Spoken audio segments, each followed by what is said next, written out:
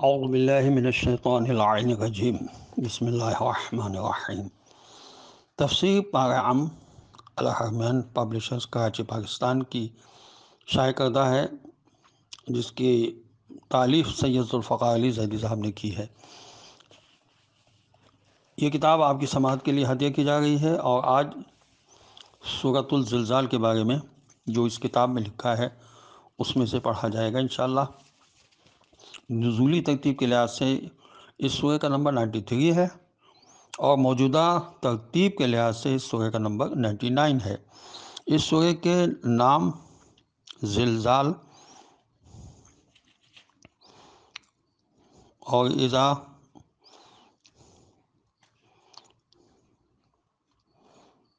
ازلزت ہیں۔ فضائل اور خواص اس سورہ کے کافی لکھے گئے ہیں۔ میں صرف ایک قول حضرت امام جعفر صادق علیہ السلام کا اس میں سے پڑھ رہا ہوں۔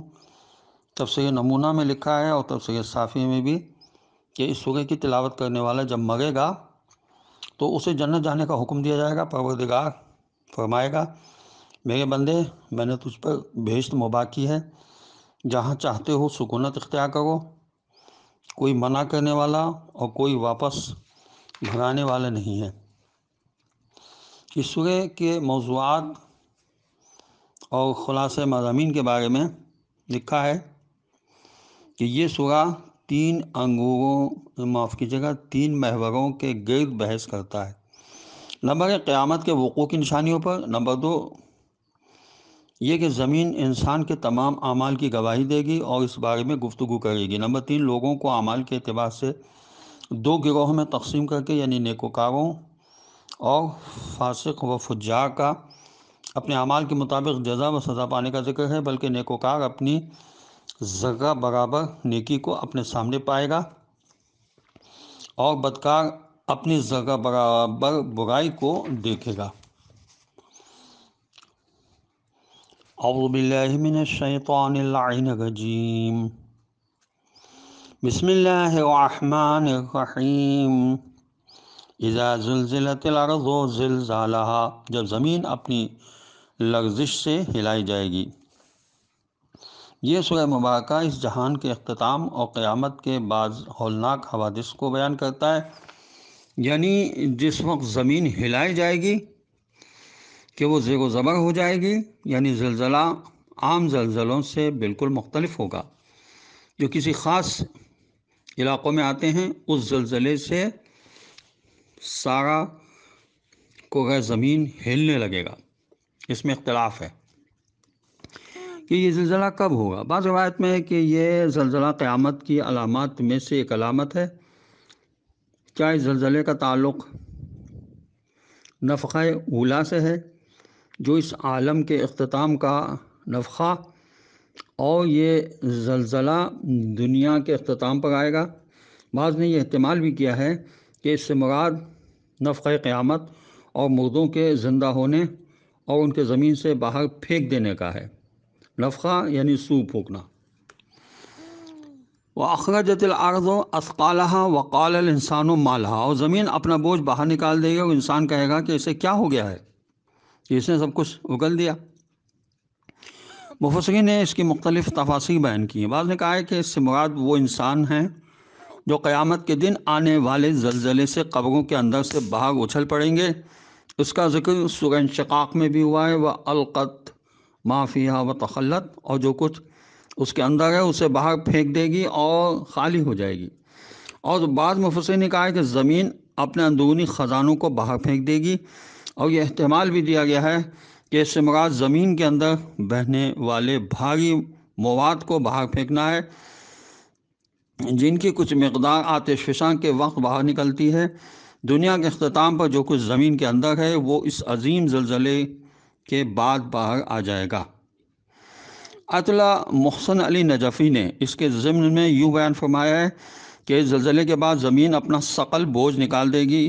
اثقال اگر ثقل کی جمع ہے تو بوجھ کے معنوں میں ہے۔ یہ بوجھ کیا ہے؟ اموات ہیں جو زمین میں دفن ہیں یا زیر زمین موجود قیمتی معادن ہیں۔ یا زیر زمین موجود لاوا ہے کہ اس لاوے کے ابلنے سے ایک ہماگیر زلزلہ آئے گا۔ یہ احتمال بھی دیا جاتا ہے کہ انسان کے برے اعمال انرجی کی شکل میں زمین میں محفوظ رہتے ہیں اور زمین کے لیے ایک بوجھ ہیں۔ قیامت کے دن زمین اس بوجھ کو ظاہر کر دے گی۔ یہ تفسیر کوثر فی تفسیر القرآن جلد میں لکھا ہوا ہے۔ یومئذ تحدث اخبارہا بان ربک اوحی لہا، اس دن وہ زمین اپنے حالات بیان کرے گی کیونکہ آپ کے رب نے اسے ایسا کرنے کا حکم دیا تھا۔ حضرت معصومین علیہ السلام کی روایت سے پتہ چلتا ہے کہ زمین کے مختلف حصوں بلکہ مسجد کے بھی متفرق جگہوں میں نماز پڑھنے میں فضیلت ہے۔ جب اس کی وجہ پوچھی گئی تو فرمایا کہ انسان زمین کے جس ٹکڑے پر بھی نماز پڑھتا ہے وہ ٹکڑا انسان کے حق میں گواہی دے گا۔ زمین کو خدا نے اتنا شعور دیا ہے کہ اس کے اوپر جو کچھ ہو رہا ہے اسے اپنے اندر ثبت کر رہی ہے اور حکم ہونے پر گواہی دے گی۔ یہاں پر سطحی عقل رکھنے والوں کو یہ شبہ پیش آ سکتا ہے کہ زمین ایک بے جان اور بے زبان جسم ہے، وہ کس طرح گواہی دے سکتی ہے اور باتیں کر سکتی ہے؟ تو خداوند عالم نے ہر چیز کو ایک روح عطا کی ہے اور ہر چیز کی روح میں فرق ہے۔ حیوانات کی روح بدن کی تدبیر اور تصرف، حس و ادراک اور اختیار و ارادے کا شرف رکھتی ہے، اور دوسرے اجسام کی ارواح کو یہ شرف حاصل نہیں، مگر کبھی کبھی خرق عادت کے طور پر ان اجسام کی ارواح میں ان چیزوں کا احساس بھی ہوتا ہے، جیسے کہ پتھروں اور درختوں کا حضور اکرم صلی اللہ علیہ وسلم کو سلام کرنا، بتوں کا کلمہ پڑھنا، ستون حنانہ کا آہ و بکا کرنا وغیرہ تمام باتیں احادیث صحیحہ سے ثابت ہیں اور قرآنی آیات بھی اس پر گواہ ہیں۔ جیسے فسبحان الذی بیدہ ملکوت کل شیء وان من شیء الا یسبح بحمدہ، منزہ ہے وہ ذات جس کے قبضہ قدرت میں تمام اشیاء پر حکومت ہے اور کائنات کی ہر چیز اسی کی تسبیح بیان کرتی ہے۔ بِأَنَّ رَبَّكَ أَوْحَىٰ لَهَا، کیونکہ آپ کے رب نے اسے ایسا کرنے کا حکم دیا تھا، وحی کی تھی۔ زمین کی طرف وحی کی ہوگی، ممکن ہے کہ وہی الہام ہو کہ اللہ تعالیٰ اس کو القاء فرما دیں، یا وہی ارسال ہو کہ کسی فرشتے کے ذریعے اس کا حکم دے دیں۔ وہ قادر مطلق ہے کہ اس میں حیات و تکلم اور عقل کے پیدا کرنے کو وحی سے تعبیر کیا ہے۔ بے شک ان اللہ علی کل شیء قدیر، موجودہ زمانے کی ایجادات نے تو فصاحت کے ساتھ بیان کیا ہے کہ زمین بھی نیکیوں اور بدیوں کی گواہی دے گی، اور تمام وہ اسرار جو آج اس میں ریکارڈ ہو رہے ہیں کل قیامت کے دن حکم خداوندی سے سب آشکار ہو جائیں گے۔ بِأَنَّ رَبَّكَ أَوْحَىٰ لَهَا، کیونکہ اسے خداوند عالم نے ایسا کرنے کا حکم دیا تھا۔ یومئذ یصدر الناس اشتاتا لیروا اعمالهم فمن یعمل مثقال ذرۃ خیرا یرہ ومن یعمل مثقال ذرۃ شرا یرہ، اس دن لوگ گروہ در گروہ ہو کر نکل آئیں گے تاکہ انہیں ان کے اعمال دکھائے جائیں، پس جس نے ذرہ برابر نیکی کی ہوگی وہ اسے دیکھ لے گا، اور جس نے ذرہ برابر برائی کی ہوگی وہ اسے دیکھ لے گا۔ یومئذ یصدر الناس اشتاتا لیروا اعمالهم، اس دن لوگ گروہ ہو کر نکل آئیں گے تاکہ انہیں ان کے اعمال دکھائے جائیں۔ تو قیامت کے دن لوگ مختلف اور گروہ کی شکل میں نکلیں گے، جب زمین کی شہادت اور کثیف حقیقت سے فارغ ہونے کے بعد لوگ اپنے اعمال کے اعتبار سے مختلف گروہوں کی شکل میں لوٹیں گے، کچھ دائیں سمت جنت کی طرف اور کچھ بائیں جانب جہنم کی سمت جائیں گے، یعنی فریق من الجنت و فریق فی السعیر، مومن منافق کافر دشمن اہل بیت علیہ السلام تمام گروہ در گروہ کی صورت میں نکلیں گے۔ وَيَوْمَ نَحْشُرُ مِنْ كُلِّ أُمَّةٍ فَوْجًا، اور جس روز ہم ہر امت میں سے ایک جماعت کو جمع کریں گے، اور ساتھ ہی ارشاد ہوتا ہے یوم ندعو کل اناس بامامہم، یعنی ہم ہر گروہ کو ان کے امام رہبر لیڈر کے ساتھ مشہور کریں گے تاکہ ان کے اعمال ان کو دکھائے جائیں۔ اور ان کو ان کے اعمال دکھائے جانے کے بعد ان کی جزا اور سزا، وَمَن يَعْمَلْ مِثْقَالَ ذَرَّةٍ خَيْرًا يَرَهُ وَمَن يَعْمَلْ مِثْقَالَ ذَرَّةٍ شَرًّا يَرَهُ۔ پس جس نے ذرہ برابر نیکی کی ہوگی وہ اسے دیکھ لے گا، اور جس نے ذرہ برابر برائی کی ہوگی وہ اسے دیکھ لے گا۔ اس آیت میں خیر یعنی بھلائی، نیکی سے مراد وہ نیکی ہے جو شرعاً معتبر ہو، یعنی ایمان کے ساتھ ہو۔ بغیر ایمان کے اللہ کے نزدیک کوئی عمل قبول نہیں، یعنی آخرت میں ایسے نیک عمل کا جو حالت کفر نفاق میں کیا جائے گا، کوئی بھی نیکی ایمان کی نیکی سے بڑھ کر نہیں ہے۔ اور شر سے مراد وہ برائی ہے جسے توبہ نہ کی ہو، کیونکہ توبہ سے گناہ کا معاف ہونا قرآن و سنت سے یقینی طور پر ثابت ہے۔ البتہ جس گناہ سے توبہ نہ کی ہو، خواہ وہ چھوٹا ہو یا بڑا، اس کا نتیجہ سامنے آئے گا۔ اس آیت کریمہ کی روشنی میں پتہ چلتا ہے کہ نیکی و برائی جس قدر بھی کم ہو انہیں حقیر نہیں سمجھنا چاہیے، کیونکہ آگ کی ایک چنگاری بھی ساری دنیا کو جلانے کے لیے کافی ہے۔ بخاری شریف کی ایک حدیث ہے کہ چھوٹا گناہ بھی قیامت کے دن گناہگار کو پہاڑ سے بھی بڑا نظر آئے گا۔ سورہ زلزال کی آخر ان دو آیات کو سب سے زیادہ جامع آیات کہا گیا ہے۔ عبداللہ بن مسعود سے نقل ہے کہ قرآن مجید کی سب سے زیادہ محکم آیات وَمَن يَعْمَلْ مِثْقَالَ ذَرَّةٍ خَيْرًا يَرَهُ وَمَن يَعْمَلْ مِثْقَالَ ذَرَّةٍ شَرًّا يَرَهُ ہیں، اور انہیں جامع کہا گیا ہے۔